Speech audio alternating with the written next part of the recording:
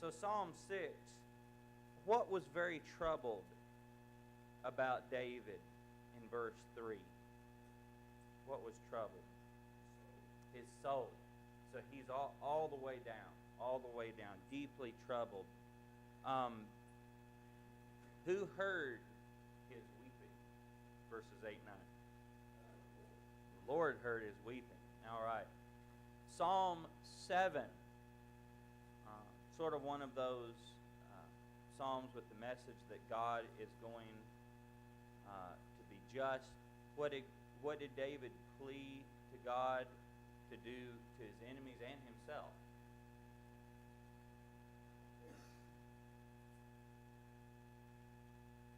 He's pleading for God to do something. It's verse 8. Verse 8.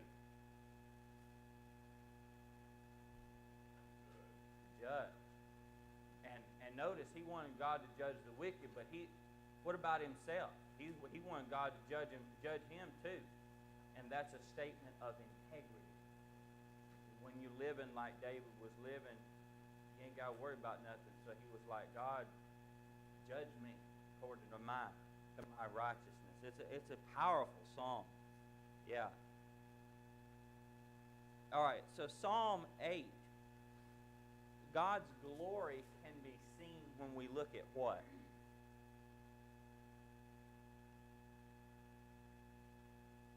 In Psalm 8. Creation, right? We look at the creation. And what is man? He poses this question, what is man that you are mindful of him? So what is man?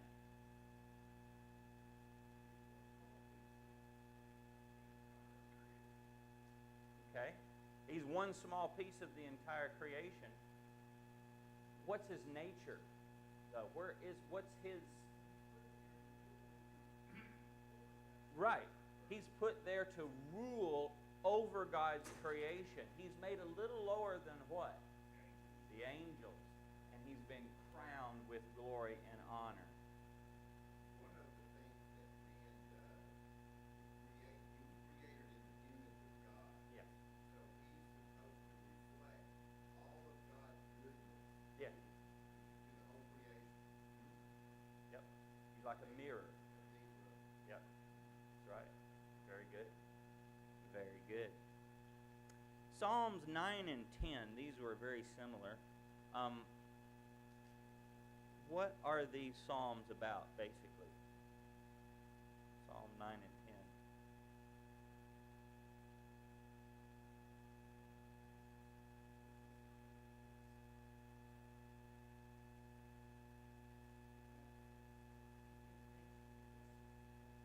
Yeah.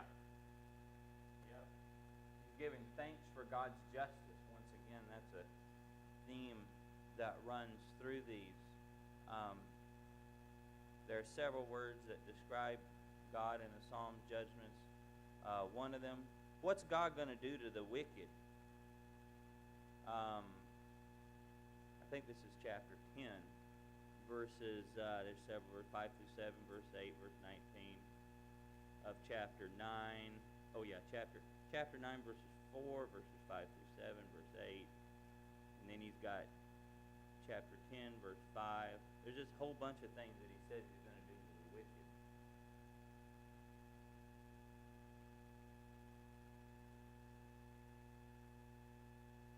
What are some of those things y'all see there?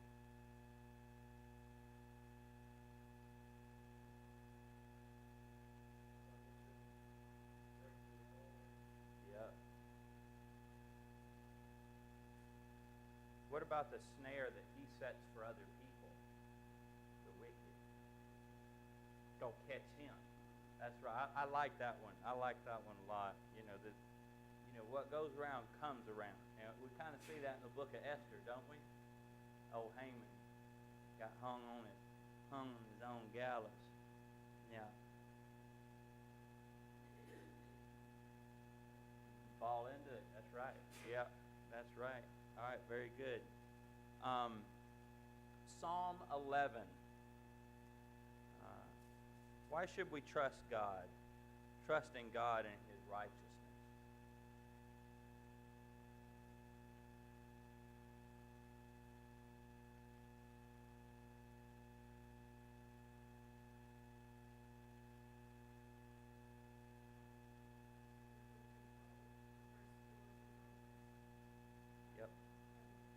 Yep, He's on His heavenly throne.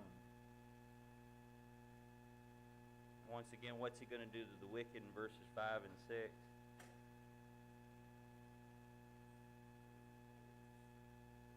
Yep. There's just a lot of promises in the Psalms like that, right? That, we look out into the world. A lot of times people struggle. They look out into the world and they see all this wickedness, and what's God going to do about all that? You read the Psalms and you realize, like, the wicked may not have what's coming to them right then. Like, maybe not right then, but they're going to get it. They're going to get it. So it's better that we serve God. All right. All right, go back to verse 10. Yeah. In verse 1 it says, "Why, O Lord, do you stand far off? Yeah. Why do you hide yourself in times of trouble?" So we've got to be patient. That's right. Every generation thinks it's got the worst trouble or whatever, Mm-hmm. but maybe we don't. Yeah. We just got to be patient with the Lord. He'll take care of the good and the bad in His own time. That's right. That's right. So Psalm 12, again, similar, starts out focused on the power of the wicked and his perverse mouth.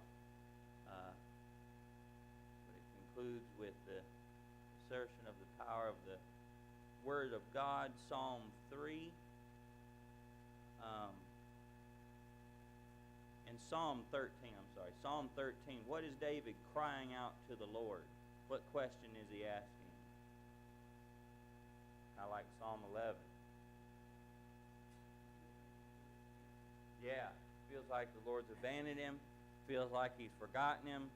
How long are you going to forget me? And my enemies are going to be exalted above me. And so, of course, David has to learn to put his trust in God. And a lot of the Psalms take that form. Like, they begin with like a question, like, God, why are you just so far away? Why are you standing so far off? But oftentimes these Psalms, not always, but oftentimes they conclude with a statement of faith and trust that God is in control, that God does hear him. Psalm 14. What does it say about those? How does it describe those that say there's no God? Yeah. Fool has said in his heart, there is no God. And then Psalm 15. Who's the person that can abide in God's holy hill, in His tabernacle? What kind of person? Later on says, he who does these things shall not be moved. What are some of those things? Upright does righteousness. What else? Speaks the truth in his heart. Yep. Doesn't slander others. Doesn't do any harm to his neighbor. That's right. He doesn't lend money for interest. That's right. And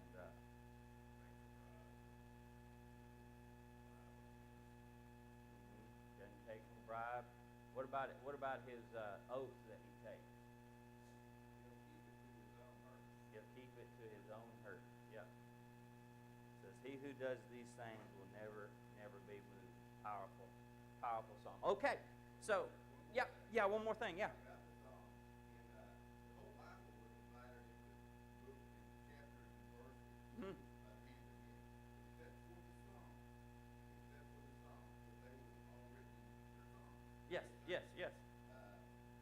it appears that we have them in the same order that they have always been. If we go to Acts chapter 13 and verse 33, the speaker there, Paul, said, It is. as it is written in the second Psalm, you are my son, today I've begun your father. Yeah. And you see that quoted in Psalm 8.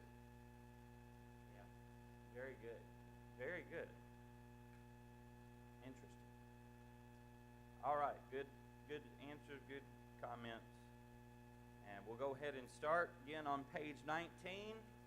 We're talking about the Exodus, rolling right along here. John, would you lead us in prayer, please? Our Father in heaven, we're so blessed to be here together this morning with the brothers and sisters to look into your word and look into the history of this earth, that so many things is here by chance. But Father, we know that you spoke it into existence, and you're active lives all around us, and we just open our eyes and look to see. We thank you for that, and we pray that as we into your word this morning, we use this study that we'll see how this area of Egypt and the time of Moses, that how they given evil still today. And we pray, Father, that you'll help us to grow our faith and to encourage each other through this time of study and to experience what you do in our kingdom. And pray that you'll open our hearts to keep us from you and to experience truth. In Jesus' name we pray. Amen. All right. So we're going to kind of turn to this little chart as we're going to be doing throughout the time, just kind of remind us where we're at. In the plot structure of the biblical narrative, where are we now in those 5 areas? Which one are we in right now? We're in the rising action. We started that rising action of the story. The main story of the Bible begins with what man? With Abraham. With Abraham. So you have the very beginning with the kind of the sum of all things beginning with Adam, and then the main biblical story, of course, that again it starts with that genealogy in Genesis 11, which you have those 3 sons, Shem, Ham, and Japheth, and it narrows and it narrows and it narrows and it narrows to one man and his family, and that's Abraham, his father, and his brothers. And he sets off into the land of Canaan. We talked about that last week, about how God called him, and we looked at last Wednesday just the rich society that God called him from, the possible comfort and the ease that God called him from. And here he's lived 75 years up into this point. He's got a great life, and God is calling him now on a new adventure and saying, go to this land that I am going to show you. But when Abraham gets there, he's got some questions, right? Because he doesn't have a child of his own, and he's a stranger in the land. He's living in tents. So in Genesis chapter 15, his question to God is, look, number one, is this going to be a son from me, from my own body, or is this going to be the heir of my household, Eliezer, my servant? And of course, God takes him out and shows him the stars and says, so shall your descendants be. And that great statement was made about Abraham, that he believed God, and it was accounted to him for righteousness. But Abraham had another question. Do y'all remember what that question was? Something else on his mind. Which promise did it concern? Do y'all remember?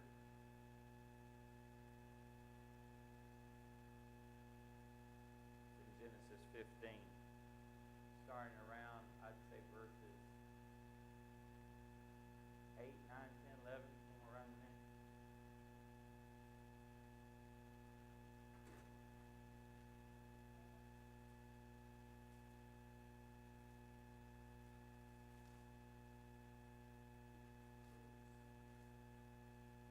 Okay, where was his son going to come from? But also, starting in verses 7 through 11, what's God and Abraham talking about there?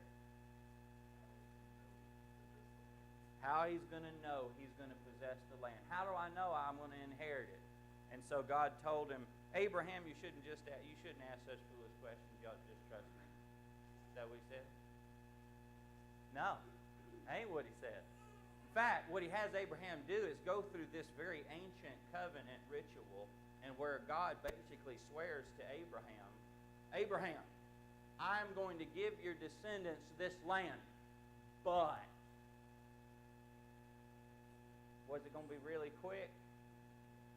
No. How long did God say it was going to take?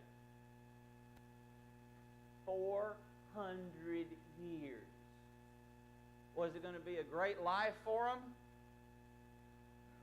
No. They're going to be slaved and oppressed. Where? Egypt. In a land that's foreign to them. And they're going to be afflicted.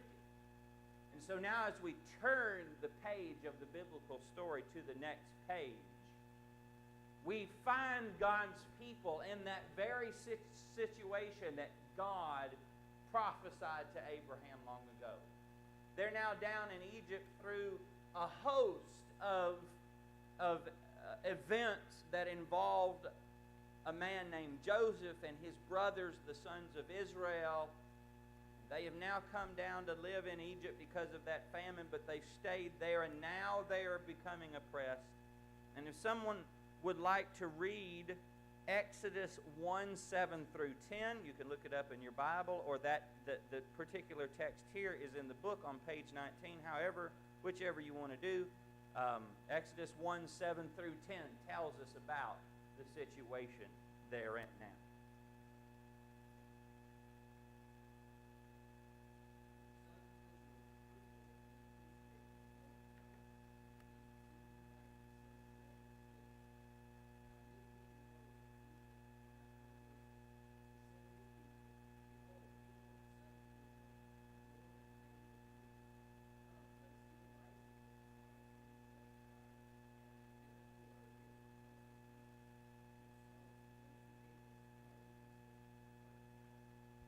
So, why is Pharaoh so harsh to them?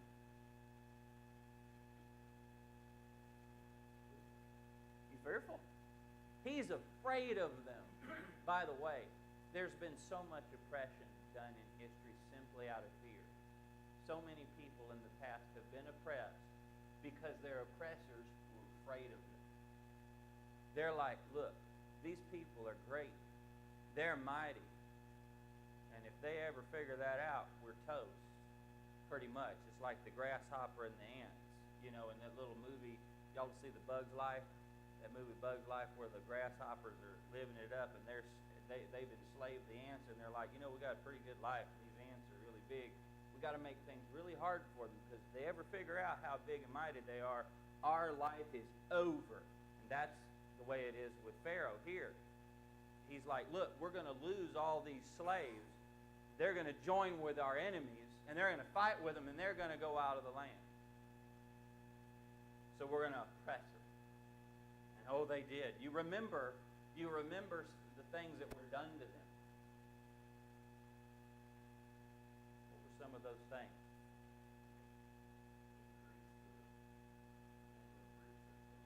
Yeah.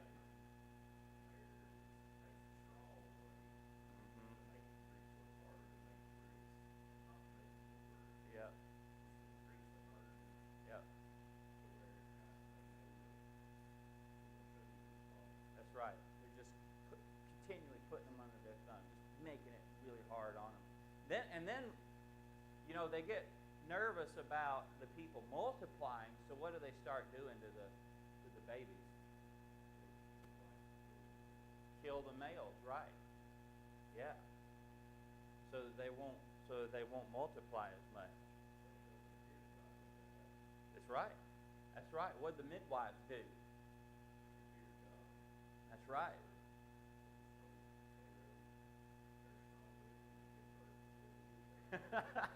That's right. And so then Pharaoh just started doing what? Just told his servants that take them babies and start throwing them in the Nile. And there was a couple that saw they had a very fair child, a very beautiful child. And they saved him. You remember who they were? What was their name?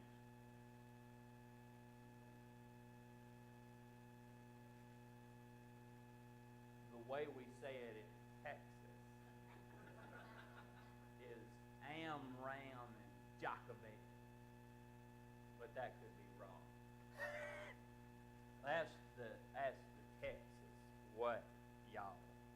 All right. So, who was their son that they saved? Moses. And he's going to be the main character for this piece of the Bible story. Who was Moses? What do we know about him?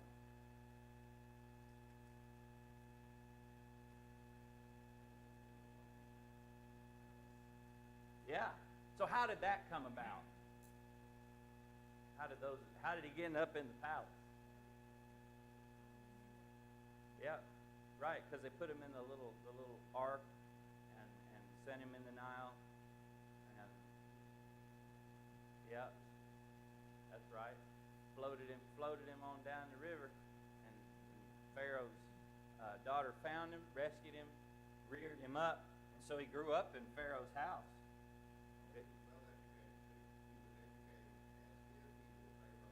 That's right. Educated as if he was Pharaoh's son. But was he Pharaoh's son? No.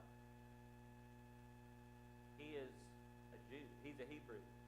He's a Hebrew at his core. What event in his life is that coming out of him?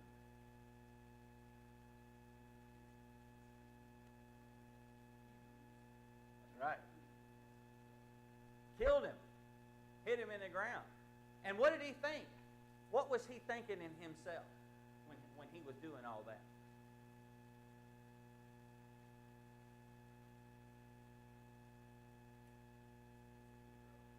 He's thinking he's a hero. He's thinking he's going to be the one to deliver God's people. But what did the people say to him? Or what, he overheard something. Somebody saw him do that. And he was going to. He tried to break up the fight, and they said, "You're going to kill one of us like you did that to the Egyptians." That's right. So when he did that to the Egyptians, news spread like wildfire throughout the camp of the Israelites, and Moses got scared and ran away. That's right. Got scared and ran away. And so here he thinks he's some hero, and kind of gets a big head, I think. He's going to go straighten these problems out between his brethren, and they're not going to have it. They're like, dude, go away. And so he thinks that Pharaoh's going to kill him.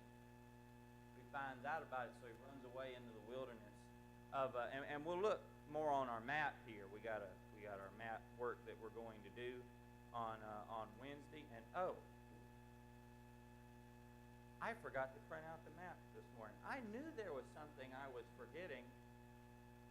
What I'm going to do between class and worship is I am going to print those out for you. It won't take but a second, and then y'all can. I'll have somebody at the door, or I'll stand at the door, whatever, and hand those out to you on the way out for class, and you can pick them up then. So yeah, we're going to look at where Moses fled more on Wednesday night in that area. And so he lived out there, and what did he find out in the wilderness as he fled from Egypt, as he found he really lived his own life out there? What happened to him?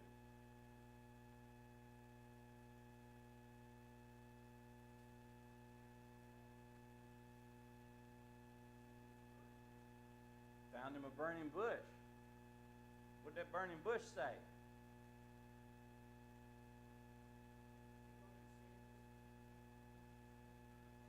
Right.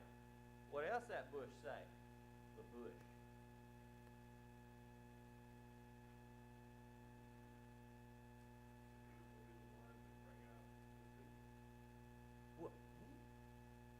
What, me? Don't you know? And then he had a list of excuses a mile long, right? God finally said, look, you're going to be the one to go and deliver your people. Sounds like he kind of found a comfortable life out there in the wilderness. He found him a wife and had some kids. He was doing pretty good out there. God, almost like calling Abraham. It's almost like another call to another adventure. Look, get out from where you are, go And I got a job for you to do. Go and deliver my people. Yeah, yeah. And so he does, and the way that God delivers his people out of Egypt is real interesting. Yeah, Billy, go ahead. Yeah.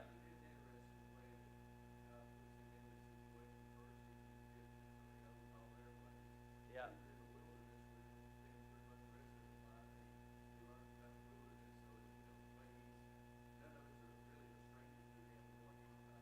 Yeah, that's right. Mm-hmm. Yeah, that's right. So, so he goes to Pharaoh, say, let my people go that they may serve me in the wilderness. And in Exodus 5, someone read Exodus 5, 1 through 2. Someone read Exodus 5, 1 through 2. We get the response from old Pharaoh.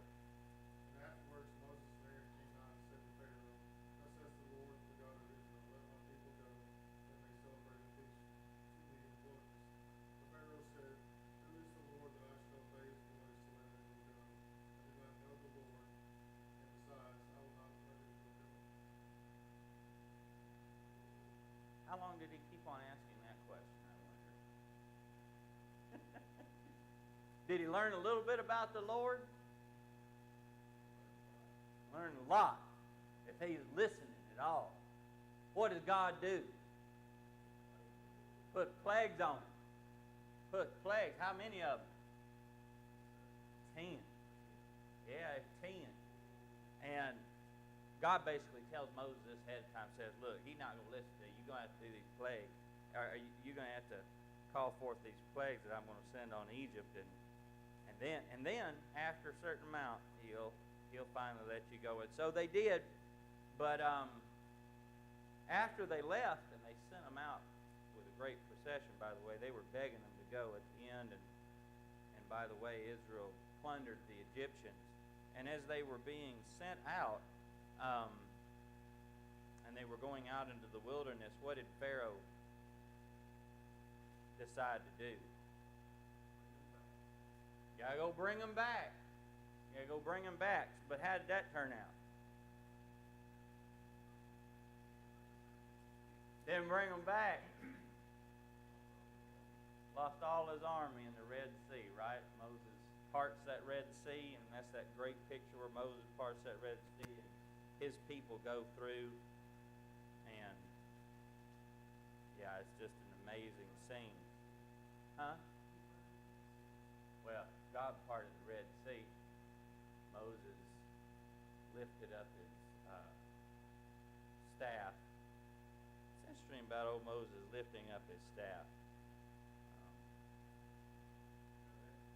What I'm seeing in this is you put that diagram up there of Elijah action, Yeah. climax, all that stuff. You see many versions of that throughout the Bible. Yes. You see the rising action with the flag, Yes. coming to a head or a climax. Uh-huh. As the people go, establish a new Right. environment, That's right. a new paradigm. And how do they establish that new paradigm, Chuck? Who establishes that for them? How is that? There's a new paradigm that is established for them. How does that come about? I don't know that part. Well, God basically yeah. Well, what does God do? To give them a new, you use the word paradigm. Give them a new order of worship. That's right. Establishes That's laws right. that That's they right. live by. And at first, people were always saying, "Yeah, we want to serve you, God. Tell us what you want us to do. We'll follow it without any turning away from it." Yep. Does that happen though? Off and on. It gets them into trouble though, not following God's law. It even cost that generation the promised land. Because they had the opportunity. They got right up on the doorstep of entering the promised land. Time was fulfilled that God told Abraham. It was right at the door. God's people were to be the judges of those wicked nations in the land of Canaan. They were to be God's judgment upon them. But what happened?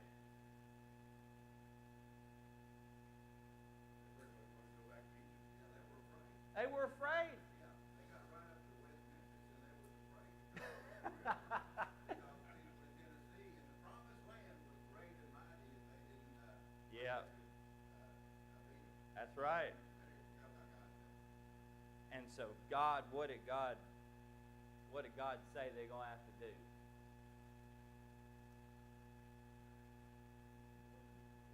They're going to wander in the wilderness till their carcasses fail, 20 years old and above.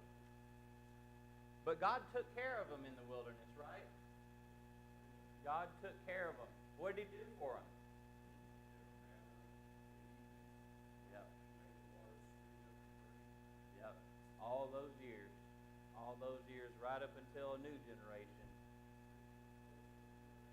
Yeah. That's right. God's power and His providence upon them, His protection, and even His miraculous power we see with certain things is with them all this time.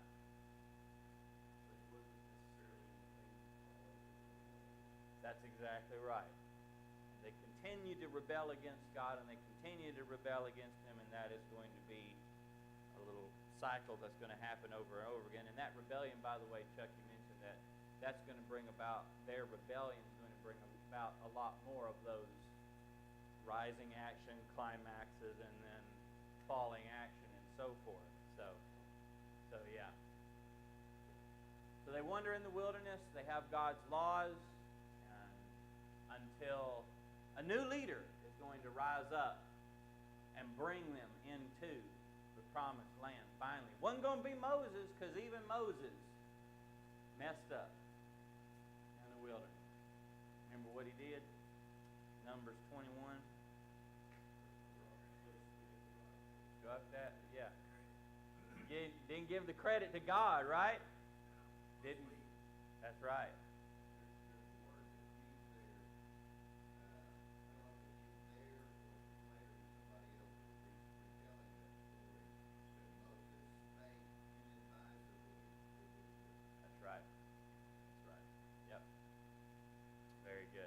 By the way, a good summary of this, a good summary of everything we just talked about, is Acts chapter 7.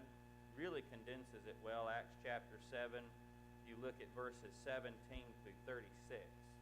That basically summarizes everything we just talked about there. All right. So good. So I kind of went through that kind of quickly, but it's because I wanted to get to the questions.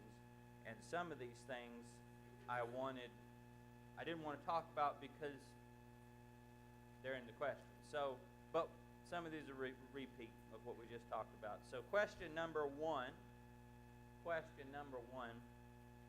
Why were Abraham's descendants in Egypt? And why were they oppressed?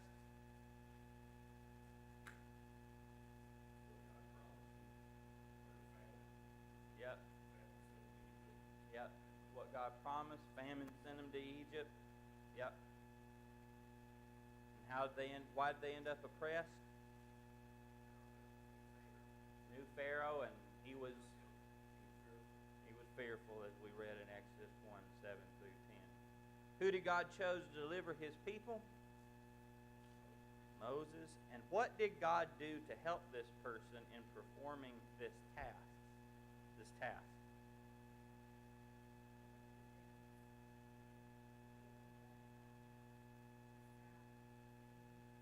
Yep.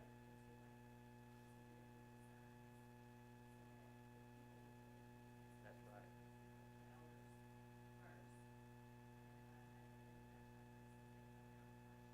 That's right. That's right.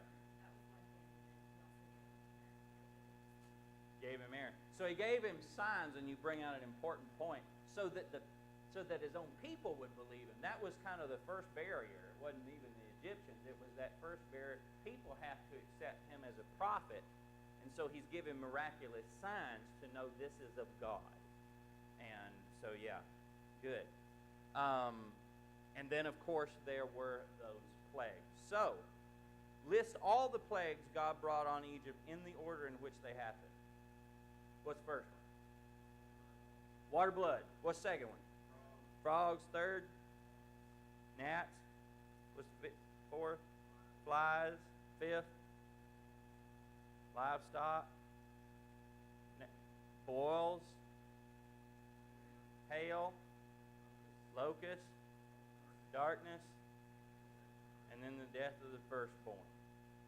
And so in Exodus 12, verses 1 through 28, there's a lot bigger deal made about that last plague, because there's a lot of symbolism in there too with this last plague and the feast that was given, instituted during that last plague. And so, what was the feast of the Passover?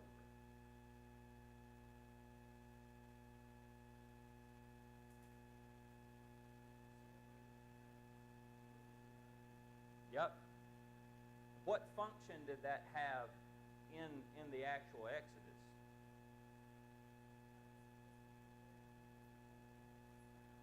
That's right. Yep. That's right. That's right. And then they would do something with the blood. Yeah, put the blood on the doorpost so that when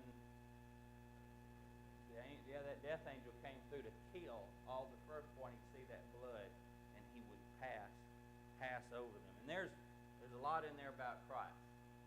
A lot in there about Christ being that lamb, that Passover lamb that was sacrificed for us. After God destroyed the Egyptians in the Red Sea, where did the people journey and complain for lack of food? Desert of Sin. Yeah, there's another passage that calls it Etham as well, but the wilderness of sin. I've always found that ironic that it's called the wilderness of sin, because they start complaining. What does God do?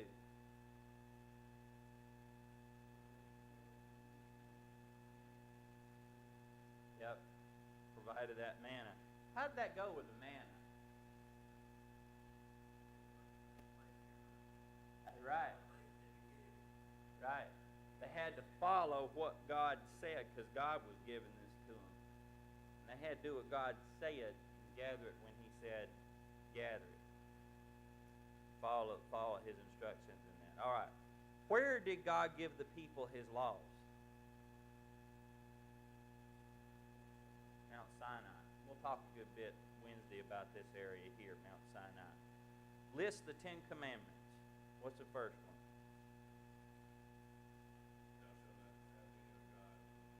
No gods before me. Second one. No graven image. So that's kind of paired with the first one. Third one. Don't take the name in vain. Then keep the Sabbath. Then honor your father and mother. No murder. Not commit adultery.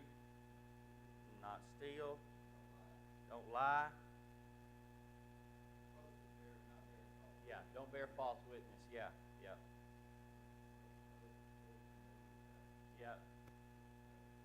Don't covet. Here he lists several things not to covet there. Yeah. Good. All right. What was the tabernacle?